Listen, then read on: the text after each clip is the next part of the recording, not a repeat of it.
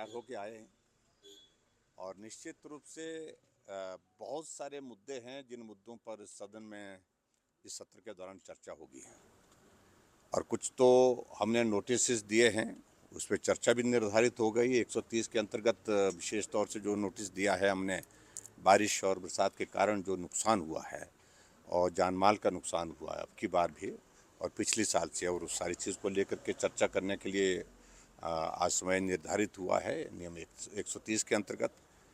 और इसके साथ साथ में जो और भी मुद्दे हैं जिन मुद्दों को लेकर के हमने अपनी स्ट्रेटजी बनाई है और निश्चित रूप से उन सारे मुद्दों को लेकर के हम चर्चा करेंगे। कानून व्यवस्था बहुत बड़ा विषय है। कल मॉब लिंचिंग में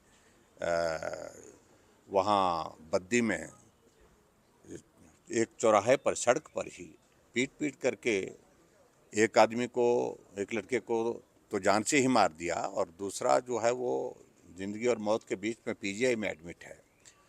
और गिरफ्तारियों भी उसमें बहुत कम अभी तक हुई है। 15 लोग जो वहाँ पर लाठियों और डंडे से पीट रहे थे, उनको वो वीडियो देखने लायक नहीं है जिस तरह के हालात बने हैं। और उसके साथ साथ में जो प्रदेश में जो भ्रष्टाचार है, एक बहुत बड़ा मुद्दा है और कोई महकमा ऐसा नहीं रह गया जहाँ पर बड़े पैमाने पर, व्यापक स्तर पर, और कुछ जगह राजनेता, कुछ जगह अधिकारी इन सारी चीज़ों में इन्वॉल्व हैं, जो चिंता का विषय है।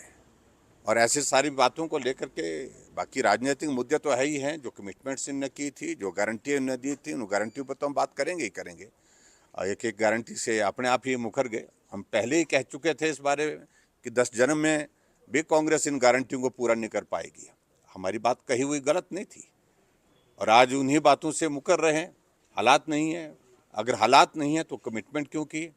चुनाव से पहले आप झूठ बोल करके लोगों को गुमराह करके जो है सत्ता हासिल करने के लिए, कुर्सी हासिल करने के लिए कुछ भी बोलते रहो और उसके बाद सत्ता आ जाती है, कुर्सी आ जाती है, उसके बाद आप मुकरते जाओ कि भाई आज की हालात नहीं है, आर्थिक स्थिति नहीं है। कर्मचारी आज महसूस कर रहे हैं कि भारतीय जनता पार्टी की सरकार के दौरान जो मांगा गया वो दिया गया, एरियर्स उनके दिए गए, डीए की किस्तें उनकी अदा की गई, मेडिकल रिम्बर्समेंट के सारे जो जो पेंडिंग बिल्स थे उस पर पेमेंट की गई उनको।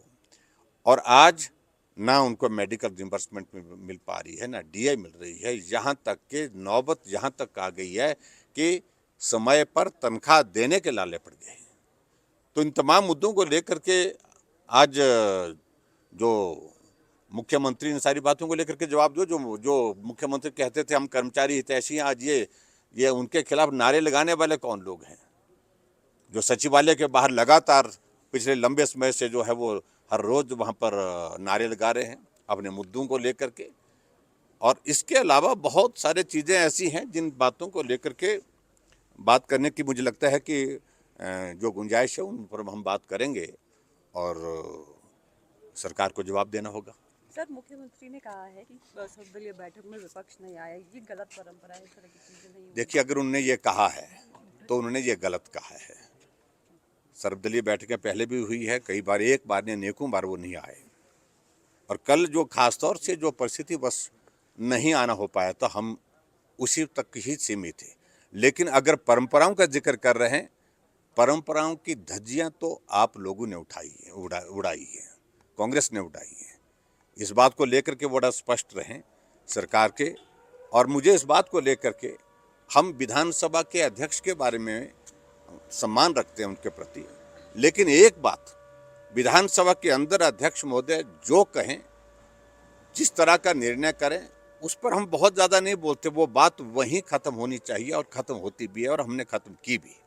लेकिन विधानसभा के बाहर जा कर के सार्वजनिक कार्यक्रम में अपने कुलीग्स के बारे में, अपने सहयोगी विधायकों के बारे में कहें कि 6 के सर कलम हो गए और 3 के आरी के नीचे है, इसके लिए अध्यक्ष महोदय को माफ़ी मांगनी चाहिए। ठाकुर साहब, पहली बार ऐसा हो रहा है कि बैठकें बढ़ाकर जो है वो 10 कर दी गई हैं। किस तरीके से देखते हैं आपकी जो ये बढ़े हुए दिन हैं उसमें ज़्यादा समय मिल पाएगा विपक्ष को, सत्ता पक्ष को घेरने को? निश्चित रूप से मुझे लगता है कि जितना लंबा सत्र होता है विपक्ष को अपॉर्चुनिटी मिलती है और उस अपॉर्चुनिटी को अवेल करेंगे। Thank you, thank you. Sir